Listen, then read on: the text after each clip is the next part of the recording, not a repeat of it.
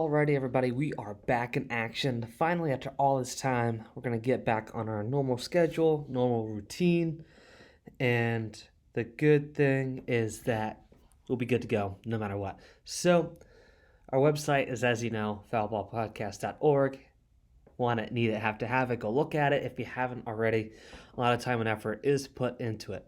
So, Boston Red Sox just finished up their series against the Baltimore Orioles. What should have been a sweep, in my opinion, turned into something completely other than that. But um, before we continue talking more about what just happened over the weekend, I think I got an important update today because we just announced some roster moves that I think will be impactful to what happens like going forward and all that stuff. So first bit of news is that we placed right-handed pitcher Nathan Eovaldi onto the 15-day injured list because he currently has right shoulder inflammation. So it's retroactive to August 19th. And then we also placed first baseman Eric Hosmer on the 10-day injured list due to low inflammation. So, he'll hopefully be better before then, but again, 10 days is what's called for at the moment.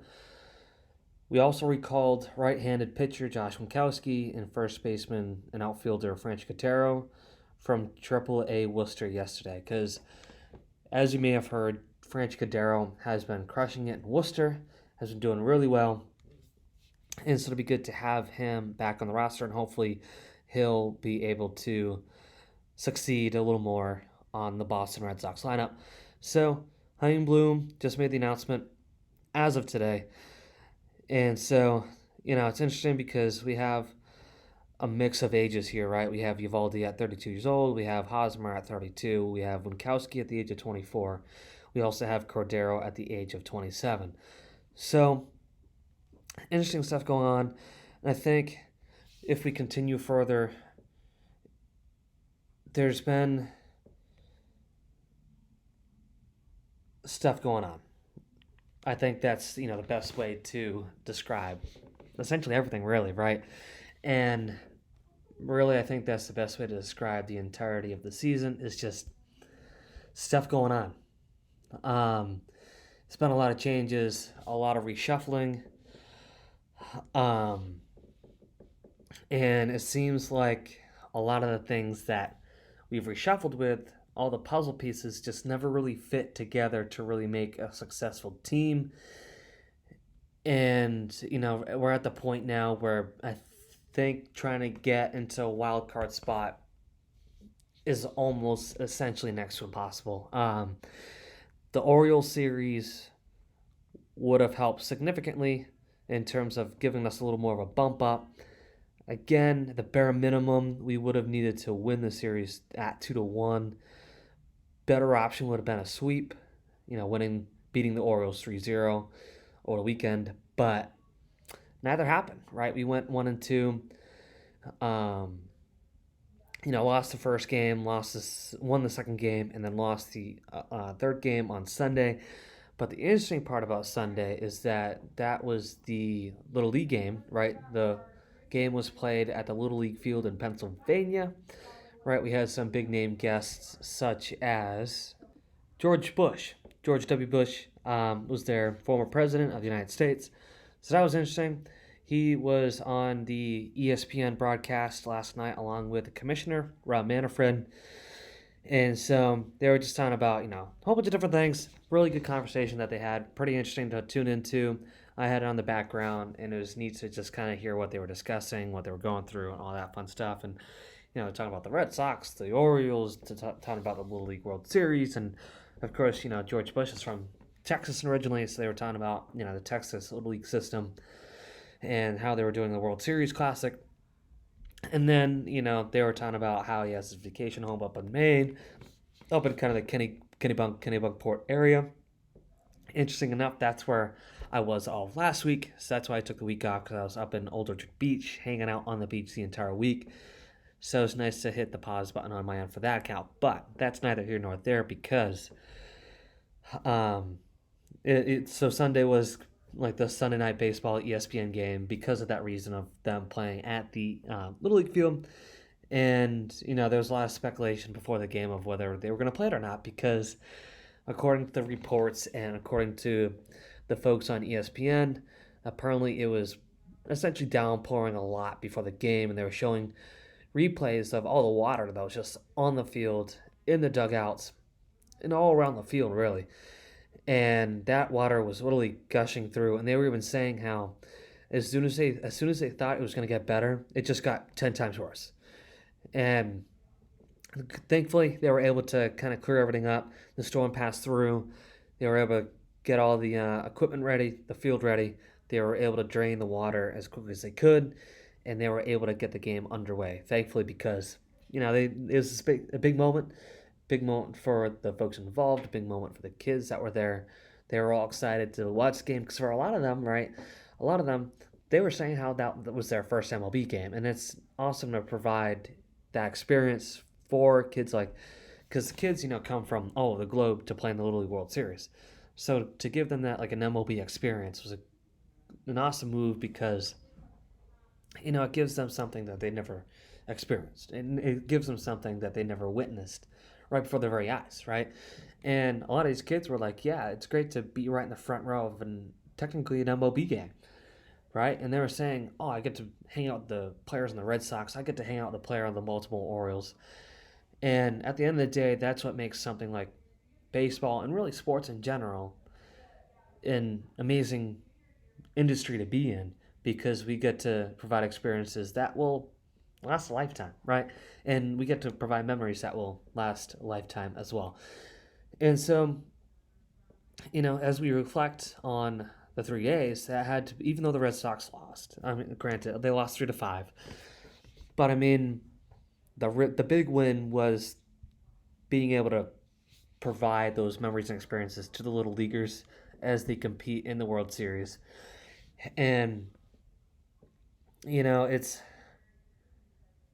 tough to reflect on the season ahead for the Red Sox when I feel like we've been saying the same thing over and over and over again because, like I said a little while ago, it seems like nothing's really worked, right? And then we have players like Marcelo Meyer and a few other folks that are supposed to be really, really good, but have to make their way up the farm system, right? From the single A team, the double A team up in Portland, and then the triple A team over in Worcester, and then go up to the Red Sox, and that takes a little while, right? There's just certain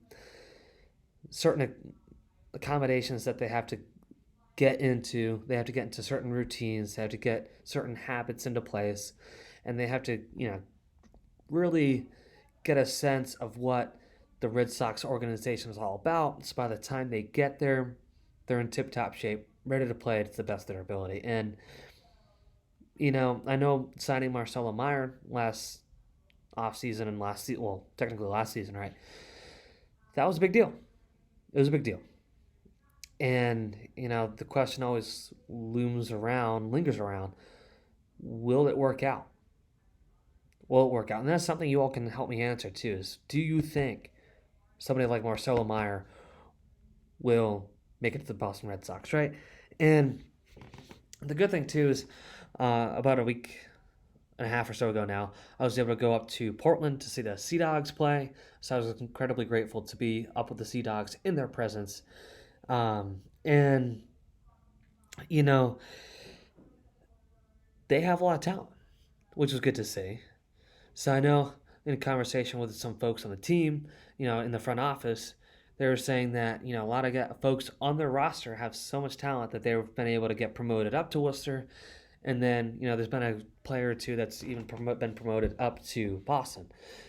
And so, that was great to hear that in Portland, things are working. Right, so now it's just a matter of time until it works in Worcester, and then a matter of time until it works in Boston. And other good news to hear for Portland was that they're in first place at the moment. So, hopefully, they're looking like they can keep that up for the remainder of the season. There's a few weeks left in their season until they make it to the postseason, which is good. So, as long as they clinch the first place spot, they have an automatic bid into the playoffs, come this season ending. So keep Portland in your mind as we make it through the rest of the season. And, the big thing is, we can get, them rocking and rolling and have Portland make a good run. Because then it'd be nice to have a Bostonian sports program make it. So, I mean, I know we didn't talk a lot about the Red Sox, but like I said, we lost 2 games out of 3 against Baltimore, and that's about as bottom as you can get. Um, Baltimore, even Alex Cora said at the beginning of the season, don't sleep on Baltimore. Don't forget about them.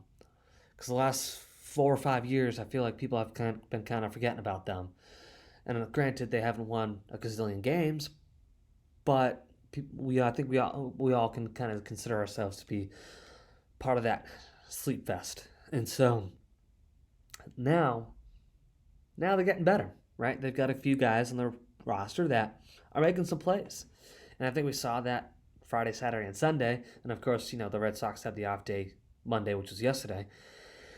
So now we get back to baseball up at Fenway, and we'll see what happens. And we have a lot of games against American League East teams again. And the AL East is obviously pretty good, right? We have the Yankees in the first place spot. We have the Rays and the Blue Jays in wild card spots. And then we have the Orioles not too far away from a wild card spot. So, talk about a lot of competition, between 3 teams right there, never mind the rest of the Major League Baseball system. And so, yeah, even tonight, we have a game at 7:10 against the 65 and 55 Blue Jays.